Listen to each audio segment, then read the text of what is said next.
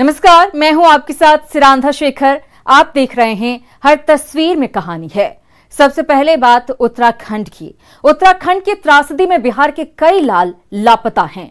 पटना सहित कुछ जिलों से आई परिजनों की भावुक तस्वीरें आपको भी झकझोर देंगी। हालांकि प्रशासन और सरकार की ओर से लगातार पीड़ित परिवारों को मदद का भरोसा दिया जा रहा है।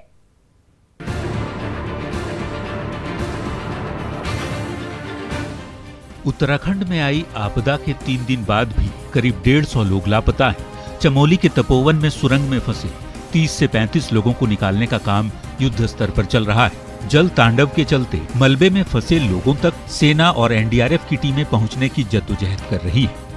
इस हादसे ने कई परिवारों को गम के सैलाब में डुबो दिया है। पटना जिले के निसरपुरा गाँव के इंजीनियर मनीष कुमार का कोई सुराग नहीं मिला है। मनीष जोशीमठ में बतौर इंजीनियर कार्यरत है। मनीष के लापता होने की खबर के बाद परिजनों का रो रो कर बुरा हाल है। उनकी भतीजी वीडियो बनाकर मदद की गुहार लगा रही है, तो उनके बड़े भाई और मामा उत्तराखंड पहुंच चुके हैं। ये जोशीमठ में काम करते थे। अच्छा, फिर क्या सूचना मिली है आपको?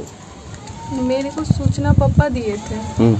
तो पापा को भैया बोले, सुबह में कॉल किए तो भैया के पास कंपनी वाले कॉल किए थे कि ग्लेशियर टूट गया है। अच्छा, तो उसके बाद पापा के पास कॉल आया तो हर जगह बताया। वहाँ फ़ोन हमको आया कि ग्लेशियर टूटने से वहाँ पे बाढ़ आ गया है। तो वहाँ पे फ़ोन इसको आया, वहाँ से एक रूम पार्टनर साथ में जो रहता था लड़का फ़ोन किया का जो ड्यूटी पे गए हुए हैं, और वो जब से बाढ़ आया तब से कोई फ़ोन नहीं लग रहा है और अता पता भी कुछ नहीं है। कितना दिन पहले गए थे यहाँ से 5 तारीख को गए थे पानी। उत्तराखंड हादसे में गोपालगंज के सोहागपुर गांव के भी एक युवक लापता है। नेमधारी प्रसाद जोशीमठ चमोली में मेटल कंपनी में काम करते हैं। ग्लेशियर टूटने के बाद से उनसे संपर्क नहीं हो सका है। हमरा समाचार मिलल, फोन कैले एक जना तो कहले का जी वो लहर आई रहा सुनामी और सारा आदमी साइड पर के दस गई बा है ना। तो हमने के समाचार सुन के आईनी जा हमने के सुहागपुर में सबके परेशान बा। काम करतला तपमन बद्रीनाथ। तो वहीं छपरा के दाऊदपुर इलाके के मुन्ना सिंह भी उत्तराखंड हादसे के बाद से लापता हैं। तपोवन पावर प्रोजेक्ट में वे सुपरवाइजर हैं। परिजनों के मुताबिक हादसे के दिन मोबाइल पर बात करने के दौरान ही उनका फोन डिस्कनेक्ट हो गया था। ठेकेदार रहे और ठेकेदार के लगे हम फोन कहीं थे। ठेकेदार के मुंह से बोली ना निकलत रहे, बोलत रहे कि हाँ ऐसे ऐसे घटना हो गल बैठे।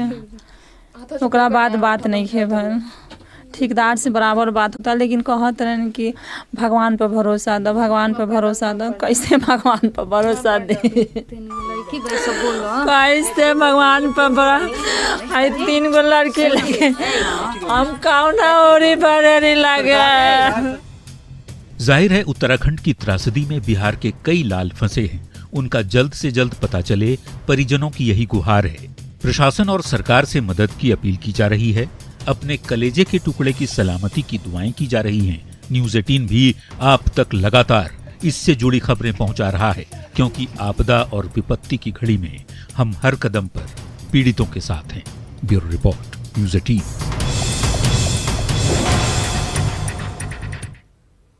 वहीं उत्तराखंड की त्रासदी में झारखंड के भी कुछ लोग फंसे हैं।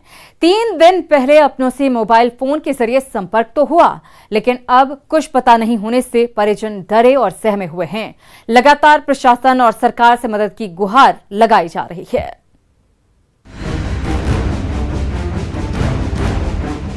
उत्तराखंड आपदा में झारखंड के 15 मजदूर लापता हैं।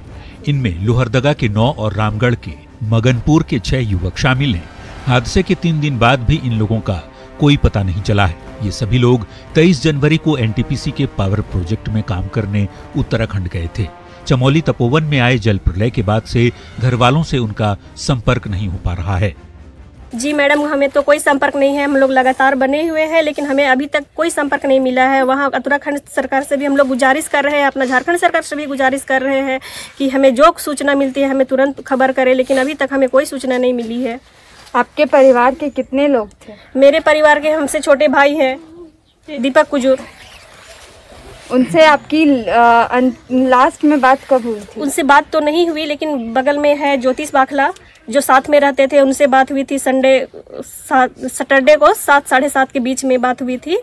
बोले कि हम लोग सब कोई ठीक है, अच्छा खासा है, आप लोग भी ठीक है कि नहीं, बस यही मतलब हाल समाचार पूछ रहे थे। रामगढ़ के गोला प्रखंड के भी 4 मजदूर लापता हैं। मजदूरों के लापता होने की सूचना उत्तराखंड सरकार की ओर से जारी सूची में दी गई है। इन मजदूरों का पता नहीं चलने से परिजनों का बुरा हाल है। मेरा 2 बच्चा है, हम अपना बाल बच्चा को कैसे पोस सकते हैं? मेरा पति जहाँ कहीं भी है, खोज के मेरा हमको वापस लाया जाए मेरा पति। जाहिर है अपनों का पता नहीं मिलने से मायूस झारखंड के लोगों ने सरकार से मदद की गुहार लगाई है। मुख्यमंत्री हेमंत सोरेन ने भी लोगों से संयम बरतने की अपील करते हुए परिजनों को सकुशल लाने का भरोसा दिया है। न्यूज़ 18 भी आपदा की इस घड़ी में पीड़ित परिवारों के साथ मुस्तैदी से खड़ा है। Bureau report, news 18। और अब वो तस्वीर जिसे देखकर आपके रोंगटे खड़े हो जाएंगे। उत्तराखंड के तपोवन में 2 दिन पहले मची तबाही का एक खौफनाक वीडियो वायरल हो रहा है, जिसमें पल भर में ही कुछ लोगों की जिंदगी खत्म हो गई।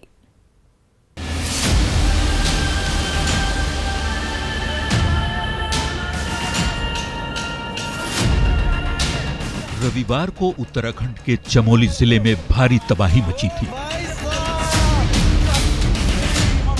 यहां जोशीमठ में ग्लेशियर टूटने से कई गांव में जल प्रलय ने तांडव मचाया था।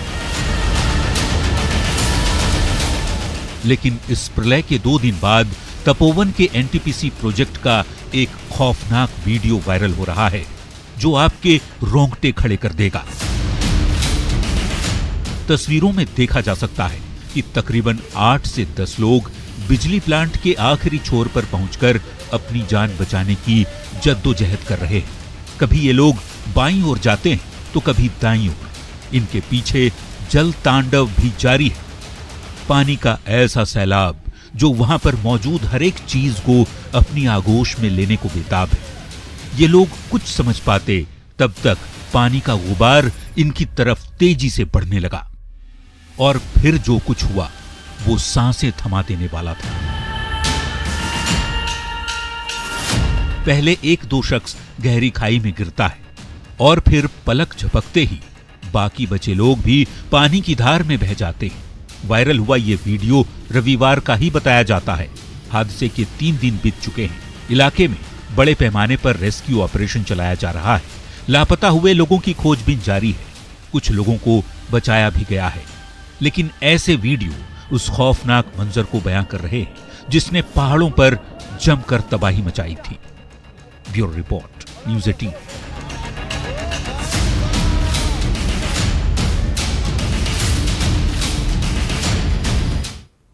और अब तस्वीर उत्तर प्रदेश के कासगंज की, जहां शराब माफिया के हमले में पुलिस जवान के शहीद होने के बाद जवाबी कार्रवाई में माफिया के भाई को ढेर कर दिया गया।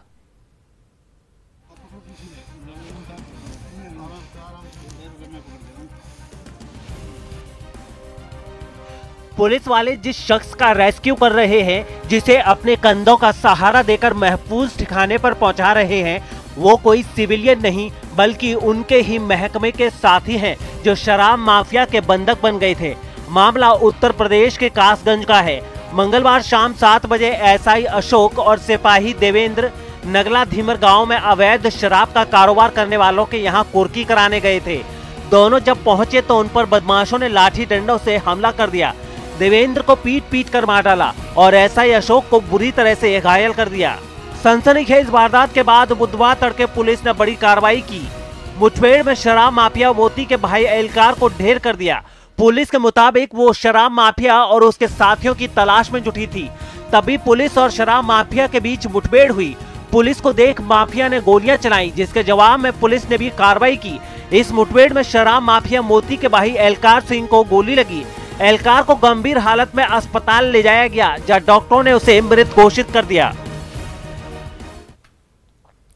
सरकार ने देश सेवा में लगे जवानों के शहीद हो जाने पर परिवारों और आश्रितों के लिए कई योजनाएं चला रखी हैं, लेकिन गोड्डा के एक पूर्व जवान की विधवा 8 साल बाद भी सरकारी लाभ और नौकरी से वंचित है। जब विभाग और प्रशासन ने फरियाद नहीं सुनी तो न्यूज 18 के जरिए पीड़ित परिवार न्याय की गुहार लगा रहा है।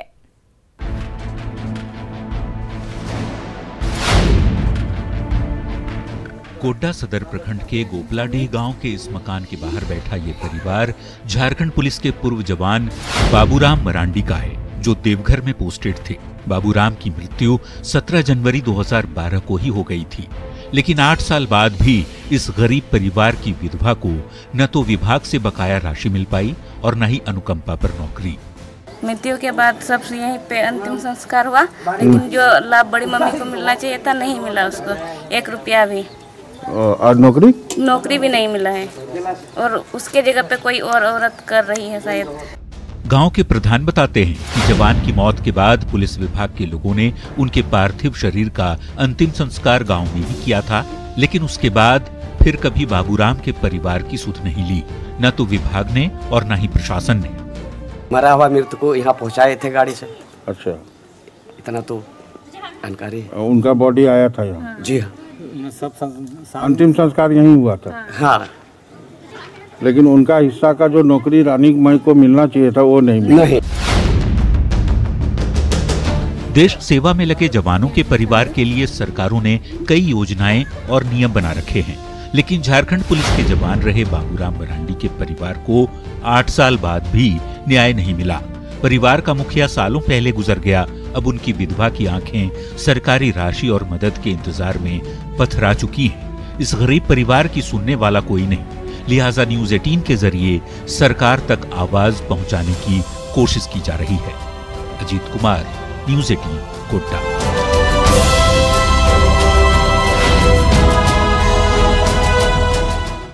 झारखंड को वीरों की भूमि कहा जाता है। यहां ऐसे कई नाम हैं जिन्होंने अंग्रेजों के खिलाफ निर्णायक लड़ाई को अंजाम दिया।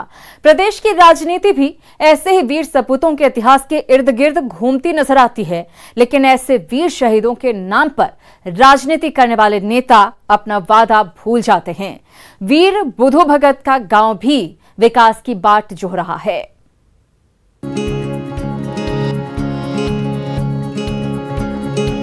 राजधानी रांची से करीब 40 किलोमीटर दूर चान्हो प्रखंड का ये है सिलागाई गांव।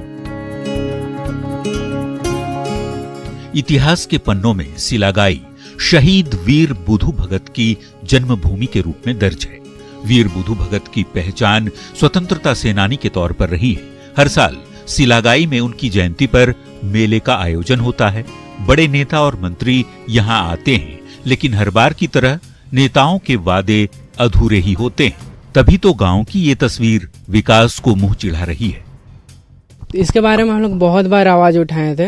हालांकि हम लोग सोशल मीडिया में बहुत सारा पोस्ट भी किए इसको लेके, फेसबुक पे, ट्विटर पे, इंस्टा पे, जितना भी सोशल साइट है उस पे। इसमें हम लोग जो भी अपना प्रेजेंट सरकार थे, जो भी गवर्नमेंट था, उनको भी टैग किया हुआ था, लेकिन किसी तरह का कोई रिस्पॉन्स नहीं आया। ग्रामीणों की नाराजगी जायज भी है। आप चान्हो से सिलागाई जाते जाते या तो थक जाएंगे या रास्ता बदल लेंगे। एक बार हल्की बारिश हो जाए तो दुर्घटना की संभावना बढ़ जाती है। कई ग्रामीण हादसे का शिकार होने के बाद अस्पताल तक पहुंच चुके हैं। सड़क एकदम जर्जर अवस्था में है। इसकी घोषणा हुई थी कि बन रही है सड़क। हम लोग तो सुने हैं कि इसका पास हो गया है, टेंडर पास हुआ है, लेकिन अभी तक कुछ हो नहीं रहा है। बताने वाला भी नहीं है और कोई बताने वाला भी नहीं है। हम लोग को क्या हो रहा है सो कुछ मालूम नहीं है। इतना दिन से हम लोग चल रहे हैं और इतना परेशानी हो रहा है कि इसका कोई हिसाब ही नहीं है। लगता है इस सड़क के लिए तो सरकार ही, मतलब क्या बोला जाए, कोई नजर नहीं है उसके, इस सड़क के लिए सरकार के कोई नजर नहीं है। एक बार फिर से 17 फरवरी को वीर बुधू भगत की जयंती पर तैयारियां शुरू हो गई हैं। सिलागाई के ग्रामीण सड़क निर्माण का वादा पूरा नहीं होने से नाराज हैं, और नाराजगी का आलम ये कि उन्होंने सड़क पर बने गड्ढों को मिट्टी या मोरम से भरने की कोशिश का विरोध करने का भी ऐलान कर दिया है। अविनाश कुमार, न्यूज 18, रांची।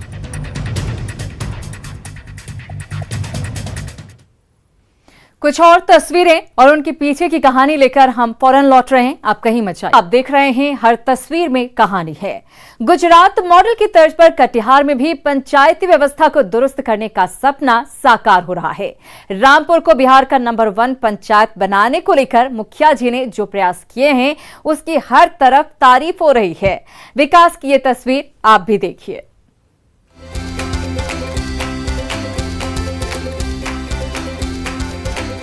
ग्राम पंचायत को विकसित कर देश के विकास को रफ्तार देने का जो सपना राष्ट्रपिता महात्मा गांधी ने देखा था, ठीक उसी तर्ज पर कटिहार के रामपुर पंचायत में विकास की नई इबारत लिखी जा रही है।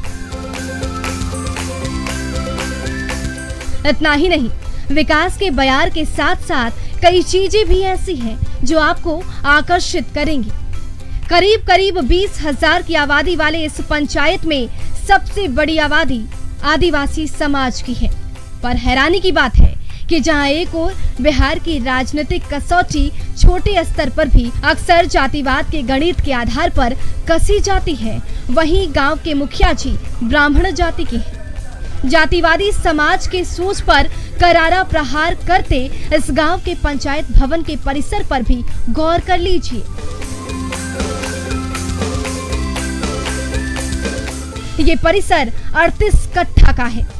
सबसे बड़ी बात है, इसी परिसर में कचहरी, जन वितरण केंद्र, धान खरीद केंद्र, उप स्वास्थ्य केंद्र, IT भवन, भव्य मनरेगा, किसान मजदूर भवन, स्वच्छता के उद्देश्य को पूरा करने के लिए 8 शौचालय के साथ साथ बैंक भी है, जिसका भाड़ा राजस्व के रूप में प्राप्त होता है। 2-4 मामला आते हैं जो कि हम लोग ग्राम कचहरी का जो पंच है, गांव समाज का जो पंच है, प्रबुद्ध लोग सब लेकर के हम लोग को सारा मामला का निपटारा यही करते हैं और थाना और कोर्ट का चक्कर लगाने का नहीं जरूरत पड़ती है। देखिए, पंचायत भवन में आने के बाद पंचायत का जो व्यवस्था है, जैसे यहाँ मुखिया जी बैठते हैं, यहाँ सरपंच साहब बैठते हैं, यहाँ बैंक भी है, यहाँ जो है सो कर्मचारी भी बैठते हैं, यहाँ सारा चीज़ जो है व्यवस्थित है। लोगों को कहीं टहलना जाना नहीं पड़ता है, परेशानी नहीं होती यहाँ की जनता को। रामपुर पंचायत के मुखिया रामनाथ पांडे कहते हैं कि वो अपने पंचायत को बिहार में नजीर के रूप में पेश करना चाहते हैं। साल 2003 में जब सरकारी खर्च पर वो गुजरात गए, तब से ही पंचायत को विकसित करने की ललक जगी और अब बहुत हद तक अपने पंचायत को आदर्श रूप दे पाने में सफल भी हुए। देखिए, हमारा जब त्रिस्तरीय पंचायती राज व्यवस्था का संकल्प सरकार ने लिया था, जब अधिनियम के तौर पर लागू करके जब व्यवस्था बनी थी, संयोग से हम लोग प्रतिनिधित्व किए और लगा कि बिहार में कुछ उदाहरण पेश करना चाहिए। पंचायत चुनाव की सरगर्मियों के बीच जहां विकास की सच्ची तस्वीरें सामने आ रही हैं, वहीं कटिहार की रामपुर पंचायत की विकास गाथा निश्चित तौर पर राम राज्य की परिकल्पना को साकार कर रही है। सुब्रत गुहा, न्यूज़ 18, कटिहार। इसी के साथ हमारे इस खास बुलेटिन में इतना ही, लेकिन न्यूज़ 18 बिहार झारखंड पर खबरों का सिलसिला लगातार जारी है।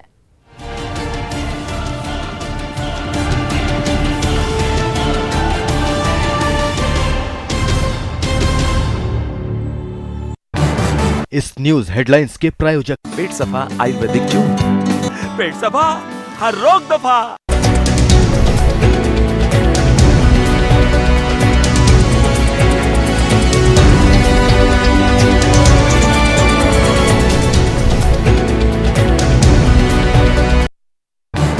इस न्यूज हेडलाइंस के प्रायोजक पेट सफा आयुर्वेदिक जूस।